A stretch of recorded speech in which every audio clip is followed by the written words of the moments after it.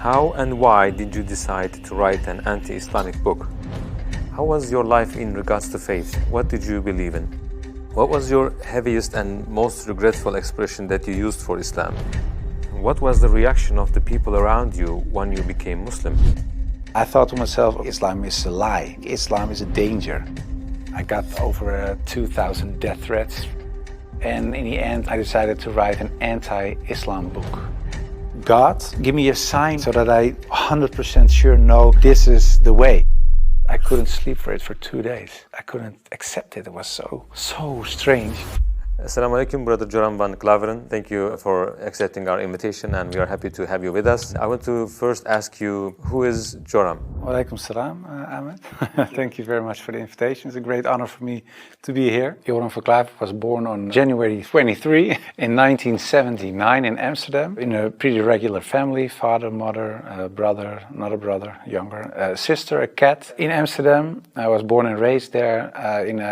We're a practicing Protestant family. After I finished high school, I studied comparative religion. I was a teacher for a few years. There happened a lot of things in the Netherlands, especially in my life. Also, when I look at the bigger picture when it came to Islam, I became politically active for the Freedom Party. I became a member of parliament. And in the end, I decided to write an anti-Islam book, which started as an anti-Islam book, changed into this search for God, and it ended up me becoming a Muslim.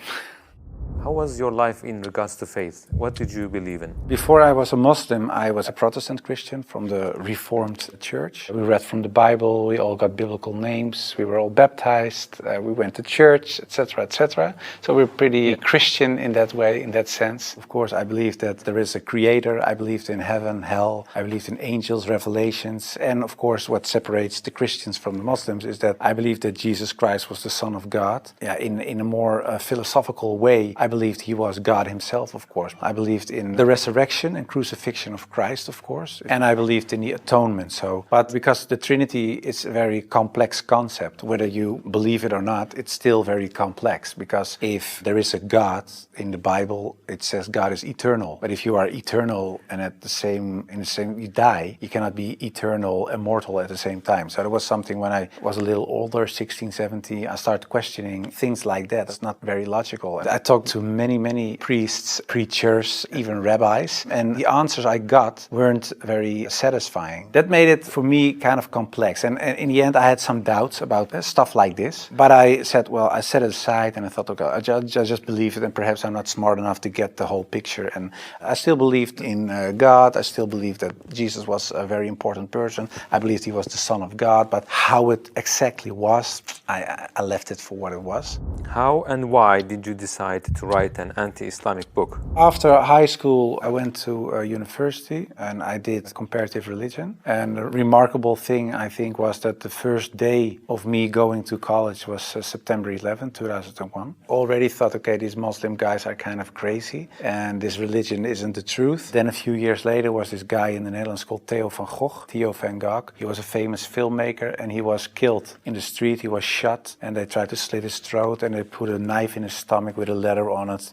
for another girl, Ayaan Hirsi Ali, and it said, "You are next." So it strengthened my anti-Islam feelings in such a way that I thought, well, I have to become politically active to do something and stop this evil of harming our country. You started politics because of Islam? Yeah, and that really had to do with Islam. That was the reason that I wanted to write a book, to explain to people why Islam was a danger for the world. When I was writing my book, like I said earlier, the questions, the doubts I had about Christianity popped up again. And that was about truth, of course, because I was a believing Christian guy. And yeah, the Christian questions I had in the end were answered in an Islamic way. Because, of course, when I started writing the book, a lot of people think that it was a political book. But it wasn't so much a political book, it was a religious book, because I wanted to show people why Islam was a danger as a religion, and I wrote it from a Christian perspective. So in the beginning I made a comparison between the Christian concept of God and the Islamic concept. So I started comparing it. But because I had these doubts about the Trinity and I saw Tawheed,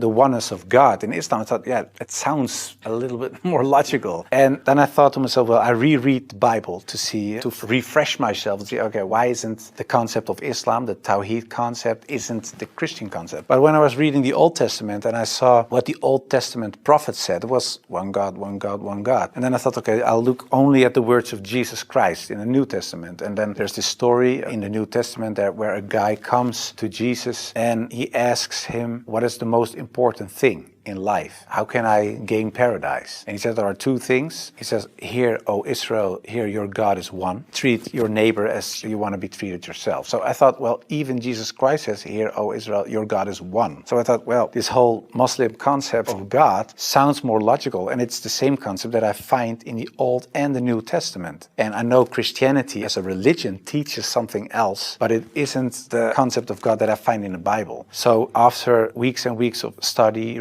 rereading all kinds of books, I thought to myself, okay, perhaps this oneness of God is something that is true. So that's how it started. What resources did you use while doing your research? Because I was kind of shocked, I started writing to several authorities on these religious matters. And one of the guys that I wrote to was Sheikh Abdul Hakim Murad, and he's a professor from Cambridge University. But in a way, it was kind of strange, of course, because I was a politician back then still. I was writing an anti-Islam book with an anti-Islam purpose. And I'm asking this Muslim professor from another country, can you help me?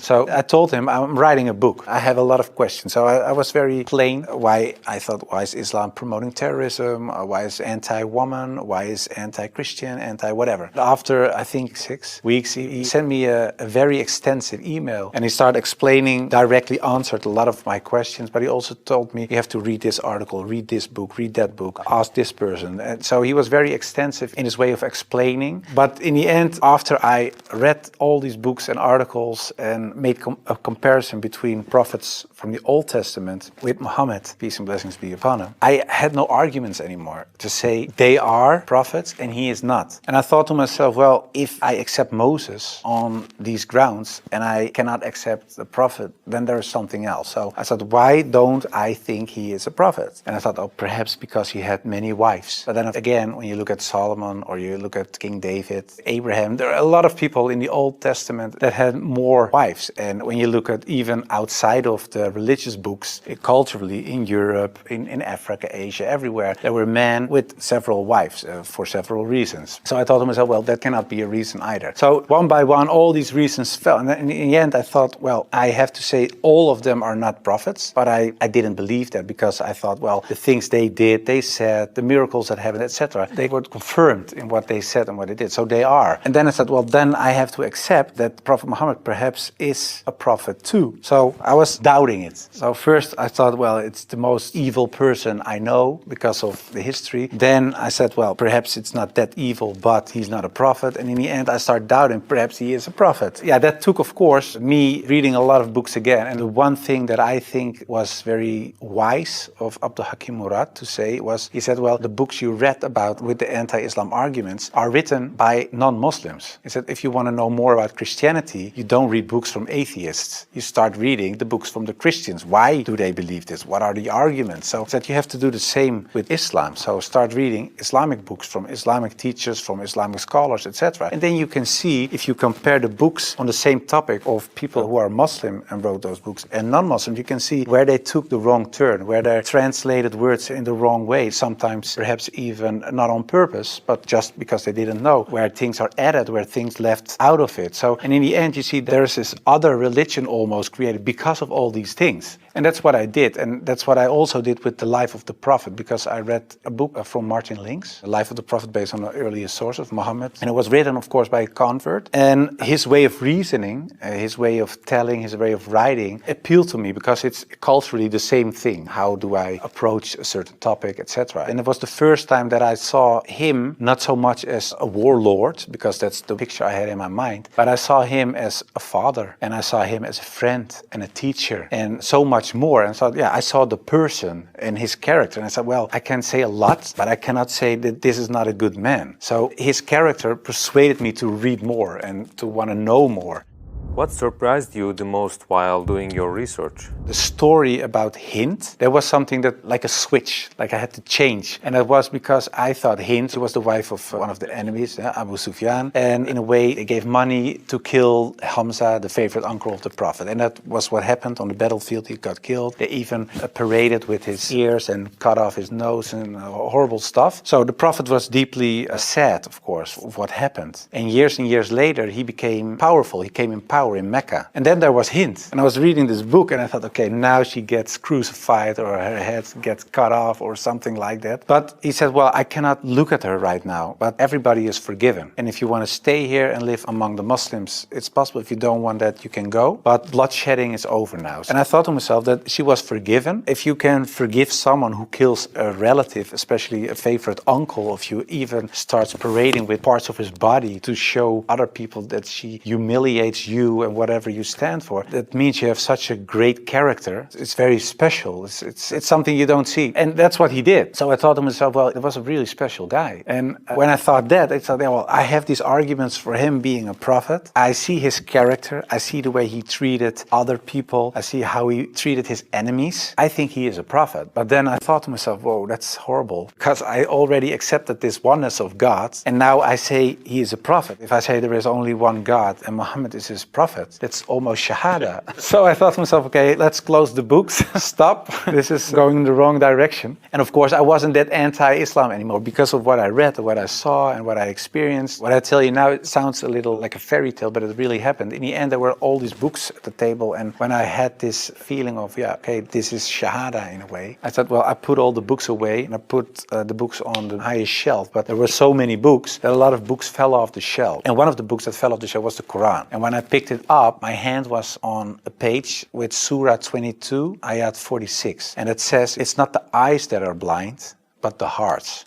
And I thought to myself, that really is my problem, because it wasn't the eyes. I really could see what I written down myself. Nobody forced me to write this book. Nobody said you have to write this or that. I started writing myself and I could see it with my own eyes, but I still couldn't accept the fact that I said he is a prophet, there is this one God. I just couldn't. So it wasn't my eyes that were blind, but it was really my heart. I couldn't accept it. I think my nafs or whatever, my ego, I couldn't accept it. And I said, well, God, I don't care if it's the God from the Bible or the Quran, give me a sign or something so that I 100% sure know this is the way. And I went to bed, but when I woke up, I felt very secure in myself. I really felt very secure. I've never been more secure about anything else. The whole anxiety or the whole doubting issue, it disappeared like snow for the sun. And I thought to myself, well, I think I'm a Muslim. Well, and then of course I had to tell other people. What was the reaction of the people around you when you became Muslim?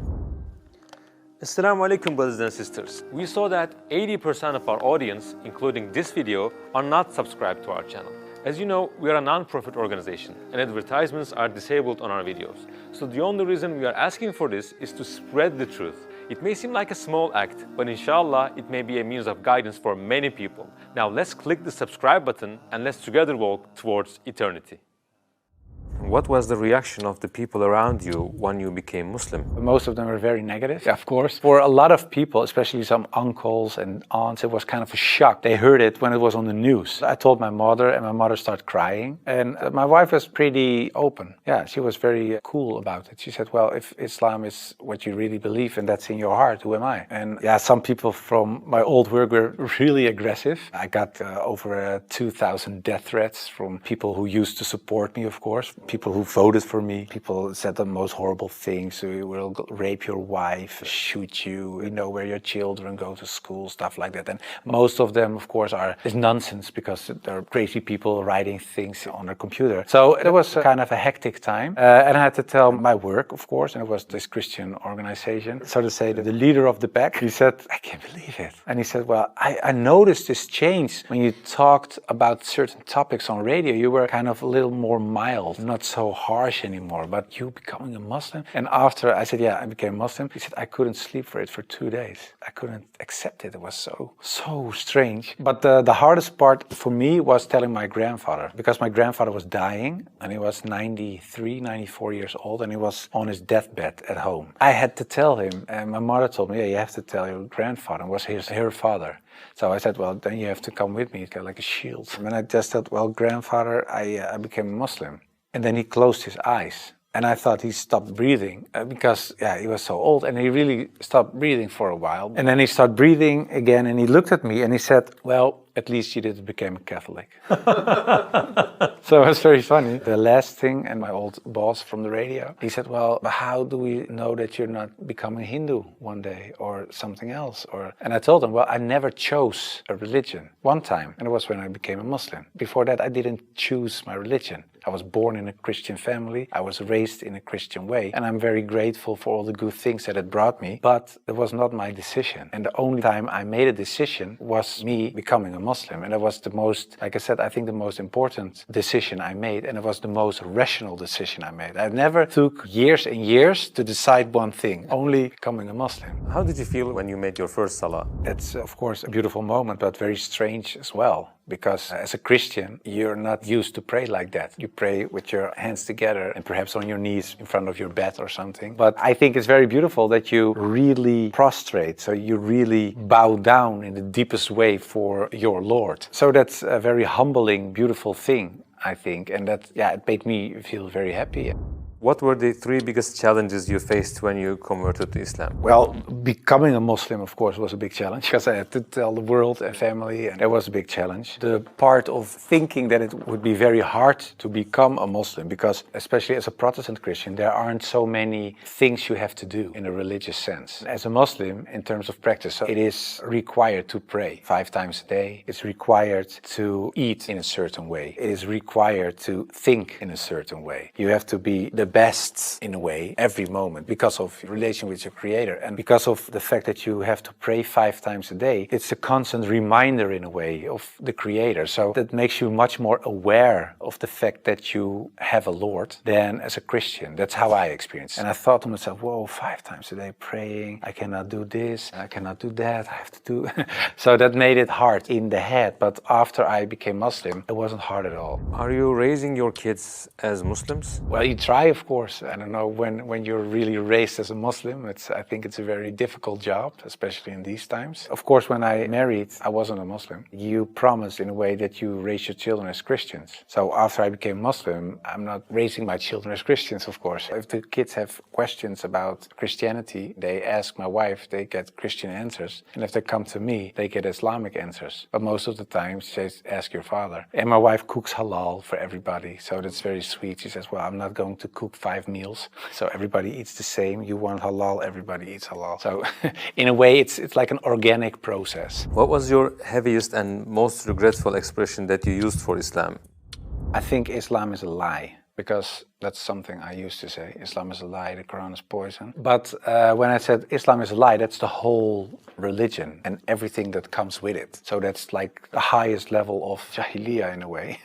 Yeah, that's something I regret because it was like an umbrella and everything else was under this concept of Islam is a lie because that was the core thought. And of course, I do blame myself, and I know there are a lot of people out there not practicing Muslims that do so. And in a way, I understand it because in a political sense and in a social, cultural sense, everything I said and done is still there. I sometimes even hear arguments from people in my old party that I offended in a way. Yeah, that's something that bothers me, and that's one of the reasons that we founded an organization. It's called the IXC, Islam Experience Center, and we go to schools, primary school, high school, college, universities, but also to departments of the government, other social organizations, churches, to take away misconceptions about Islam, to share the message, to show Islam in its true colors. And we do it by virtual reality with the glasses, so it's a very fun experience as well. And we try to erase in a way the things I said and done in the past. How should people research about Islam? Do you advise just searching at Google? No, I would certainly not advise Google. It's the last thing I would advise. I said shut down the computer. No, I think it's very important that people read books, real books with pages and stuff. I would recommend Muhammed, His Life Based on the Earlier Sources of Martin Link's, the book I talked about earlier. It's a green book. And I think it's very important for people not just dive into the Quran, because it's a very complex book. And if you don't have anybody who can teach you what you read, especially most of the people who don't know anything about Islam are not fluent Arabic, classic Arabic speaking people.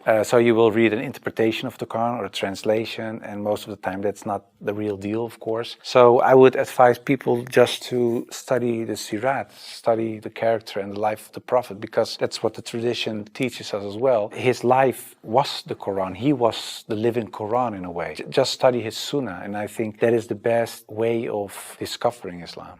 What would you like to say as your final comments? I became much more happy after I became Muslim. So I would like to invite everybody to become Muslim, just because it brings peace to your soul and peace to your heart. It is the truth. It resonates with heart and soul. At least look at it from an Islamic perspective. Try to read and study the life of the Prophet. Try to understand what the Muslims believe. Not so much the behavior of Muslims, because there are a lot of Muslims that don't live like Muslims, including myself. I don't always live like a Muslim. I should, we all do, but you should look at the example of all examples, and it was the Prophet. And if you study his life, perhaps you find guidance that leads you to the truth.